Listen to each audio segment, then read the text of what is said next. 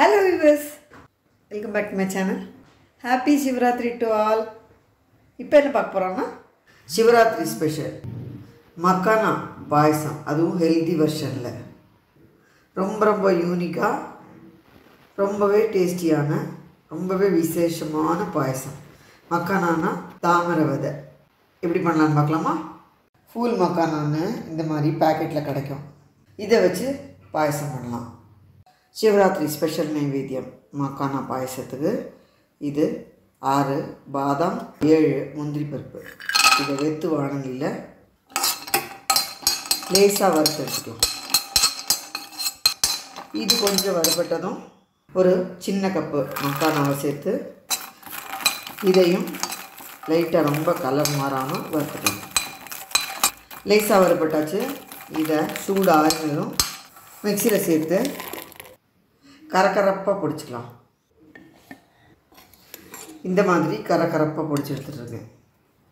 1/2 cup வெல்லத்தை இதில் சேர்த்து 1/2 tumbler தண்ணி விட்டு வெல்லத்தை கரையை விட்டு நல்ல பச்சை வாசனை போக கொதிக்க விட்டுக்கலாம். பாக்கெல்லாம் காய்ச்ச வேண்டாம்.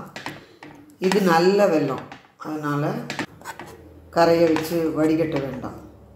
இதுவே கல் மண் இருக்கிற வெல்லம்னா நல்ல கரையை விட்டு வடிகட்டி சேர்த்து பச்சை வாசனை போக கொதிக்க விட்டுக்கலாம். இது கொஞ்சம் நல்லா கொதிக்கட்டும். வெல்லம் கரைச்சி நல்ல பச்சை வாசனை போக ஜோராக கொதிச்சாச்சு. இப்போ பொடிச்சு வச்சுக்கிற பாதாம், முந்திரி, மக்கானா பவுடரை இதில் சேர்த்துடலாம்.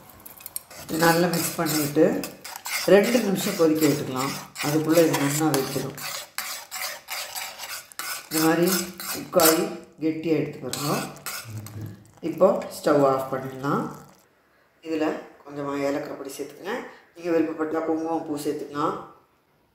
1 ஸ்பூன் நெய் விட்டுக்கிறேன். நல்லா மிக்ஸ் பண்ணிவிட்டு கொஞ்சம் சூடு ஆறினதும் இந்த மாதிரி கெட்டி ஆகிடும். சூடு ஆறினதும் பாருங்க, தெரியுறதா? ஆற ரொம்ப திக்காய்க்கும். இப்போது நல்ல சூடு ஆறியாச்சு. இந்த சமயத்தில் காய்ச்சி ஆறின பால் 1 டம்ளர் சேர்த்துக்கிறேன். நல்லா மிக்ஸ் பண்ணிவிட்டால் நம்ம சூப்பரான ரொம்ப விசேஷமான மக்கானா பாயசம் ரெடி. பொதுவாக ஜீனி போட்டு பண்ணுவா, இது வெல்லம் போட்டு பண்ணியிருக்கேன். நீங்கள் விருப்பப்பட்டால் முந்திரி பருப்பு வறுத்தும் சேர்க்கலாம். நான் இது பொடிச்சு போட்டதுனால சேர்க்கலை. ரொம்ப ஜோரான மக்கானா பாயசம் ரொம்ப ஹெல்த்தியான வெர்ஷனில் ரெடி. இது மாதிரி ஃபைனாக பவுடர் பண்ணாமல் கரகரப்பாக பொடிச்சு சேர்க்கும்போது அதோட டேஸ்ட்டே வேறு லெவலாக இருக்கும். வியூவர்ஸ் கண்டிப்பாக ட்ரை பண்ணி பாருங்கள். வியூவர்ஸ் ரொம்ப சூப்பரான இந்த மக்கானா பாயசத்தை செஞ்சு பார்த்துட்டு உங்கள் ஃபீட்பேக்லாம் போஸ்ட் பண்ணுங்க. இந்த வீடியோ எல்லாருக்கும் யூஸ்ஃபுல்லாக இருக்கும்னு நினைக்கிறேன். லைக் பண்ணுங்க, ஷேர் பண்ணுங்க, சப்ஸ்கிரைப் பண்ணுங்க. தேங்க்யூ ஃபார் வாட்சிங்.